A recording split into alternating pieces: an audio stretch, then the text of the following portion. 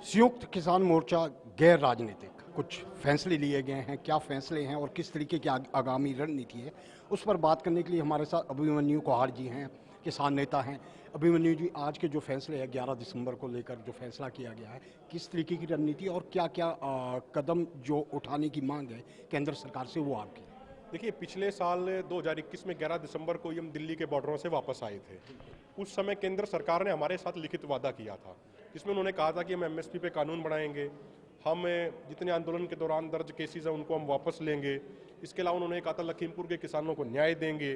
सारी चीज़ें उन्होंने कही थी, लेकिन वो तमाम वादे अभी तक पेंडिंग है, अभी तक अधूरे हैं। सरकार ने उसके ऊपर कोई काम नहीं किया है। तो उन तमाम इश्यूज़ को ध्यान में रखते हुए हमने कुछ इश्यूज़ और जोड़े हैं, जैसे किसानों की कर्ज मुक्ति की जाए। कहीं भी चुनाव होता है, चुनाव से पहले तमाम सरकारें वादा करती हैं किसानों का कर्ज माफ़ करेंगे, लेकिन चुनाव जीतने के बाद किसानों का कर्ज माफ़ तो होता नहीं, लेकिन कॉरपोरेट घरानों का हो जाता है। तो हमने एक ये मुद्दा जोड़ा आगे की लड़ाई में कि किसानों को कर्ज मुक्त किया जाए। इसके अलावा स्वामीनाथन आयोग के C2+50% फार्मूले के अनुसार फसलों का MSP दिया जाए, जिसका वादा 2014 से पहले माननीय प्रधानमंत्री मोदी जी करते थे चुनाव प्रचार के दौरान। इन तमाम इश्यूज़ को लेके 11 दिसंबर को एक दिन का शहीदी समारोह आयोजित किया जाएगा सिंघू बॉर्डर के ऊपर। वहाँ हमारा एक कार्यक्रम होगा, एक दिवसीय कार्यक्रम होगा, और शाम को हम ये प्रशासन को कन्वे भी करेंगे कि भाई दिल्ली सरकार का यानी केंद्र सरकार का कोई उच्च अधिकारी, कोई जिम्मेदार व्यक्ति हमारी बात सुनने के लिए वहाँ आए, उसको हम अपना मांग पत्र सौंपेंगे और अपना शहीदी समारोह कार्यक्रम हम समापन करेंगे। लेकिन ये एक सरकार को अल्टीमेटम भी होगा, एक सरकार को चैलेंज भी होगा। सरकार को ये याद भी दिलाएंगे कि आज भी किसान पूरे तरीके से मजबूत है, और हमारी मांगे अगर पूरी नहीं की गई तो पहले के तरीके से, जैसे पहले परमानेंट धरना लगा था, आगे भविष्य में वैसा धरना लग सकता है 11 दिसंबर के बाद। विशेष बात यह रहेगी, इस कार्यक्रम में तमाम शहीद किसानों के परिवारों को भी बुलाया जाएगा। लखीमपुर में जो किसान शहीद हुए, जो घायल हुए, उनके परिवारों को भी इसमें हम आमंत्रित करेंगे। तो क्या अगर केंद्र सरकार की ओर से कोई अधिकारी नहीं आता है तो क्या ऐसी भी प्लानिंग है कि फिर वहीं पे ही परमानेंटली धरने को जारी रखें? अगर सरकार का कोई जिम्मेदार आदमी नहीं आएगा, हमारी बात नहीं सुनेगा, तो बैठना हमारी मजबूरी होगा। मैं आपको क्लियर करूँ, रोड पे नहीं बैठना है हमें। रोड के बिल्कुल पास, GT रोड के ऊपर हमने कुछ जगह आइडेंटिफाई करी हैं, जो जगह खाली पड़ी है, वहाँ पे हमारा समारोह होगा। ये कोई धरना नहीं होगा। तो रोड रोकना या रोड बंद करना हमारा कोई एजेंडा नहीं है, कोई उद्देश्य नहीं है। हम वहाँ जाएंगे, अपना शहीदी समारोह आयोजित करेंगे। मैं याद दिलाना चाहता हूँ, 22 अगस्त को जब हमारा जंतर मंतर पे इस साल एक दिन का कार्यक्रम था, तो प्रशासन बहुत चिंतित था। उनको लग रहा था ये परमानेंट आगे बैठ जाएंगे।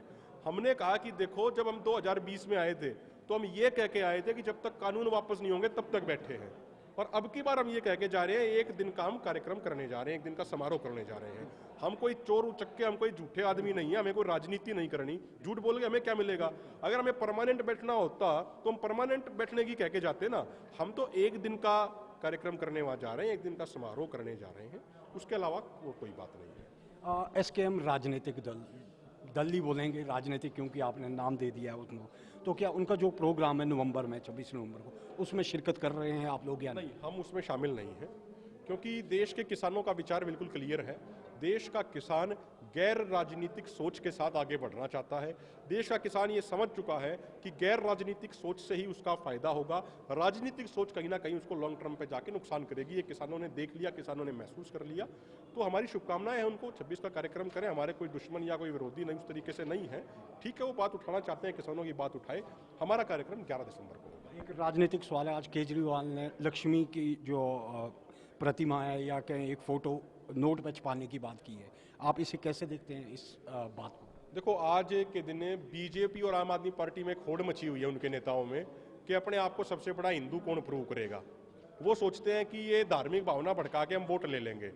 लेकिन एक बात मैं स्पष्ट करना चाहता हूँ, हमारे जो मुद्दे हैं, हमारे मुद्दे हैं रोजगार, हमारे मुद्दे हैं किसानों को MSP मिले, हमारे मुद्दे हैं किसानों की कर्ज माफी हो, हमारा मुद्दा है महंगाई कम हो, हमारा मुद्दा है देश की अर्थव्यवस्था बढ़े, हमारा मुद्दा है लोगों को अच्छी शिक्षा, अच्छा स्वास्थ्य मिले। तो ये राजनेताओं को इन मुद्दों में बात करनी चाहिए। जो ये धर्म के मुद्दों पे बोलते हैं, ये इनका काम नहीं है।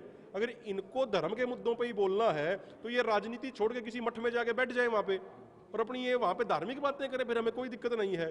तो इनको यहाँ पे ये धार्मिक ज्ञान देना बंद करना चाहिए, और जो असली मुद्दे हैं जिन पे ये वोट लेके आए हैं वो काम करने चाहिए। अभी उनके दिमाग में ये चल रहा है कि हम पूरे देश में ही उनकी पार्टी फैल जाए। ऐसे कोई पार्टी वार्टी नहीं फैलेगी किसी की भावनाओं को उकसाने किससे। अगर फोटो लगानी है नोटों पे, तो शहीदों की फोटो लगाओ, शहीद आदम भगत सिंह की फोटो लगाओ, सुभाष चंद्र बोस जी की फोटो लगाओ, अशफाकुल्ला खान की फोटो लगाओ, उनकी बात करो, बाबा साहेब अम्बेडकर की फोटो लगाओ, जो बड़े गुरु संत महात्मा हुए उनकी बात करो आप। ये धार्मिक चीजें नहीं फैलानी चाहिए। तो अभिमन्यु जी का साफ कहना है कि जो 11 तारीख का धरना है 1 दिन का है और 1 दिन से ज़्यादा का नहीं है, वो एक शहीदी समारोह है। उसके अलावा कुछ इसको राजनीतिक रंग देना या किसी तरह ये कहना कि ये आंदोलन बड़े स्तर पर होगा या इसको कंटिन्यूटी में रखा जाएगा, इसका फैसला भी उस आंदोलन के बाद किया जाएगा। कैमरा पर्सन किशन के साथ भूपिंदर जिष्टू, ईटीवी भारत, चंडीगढ़।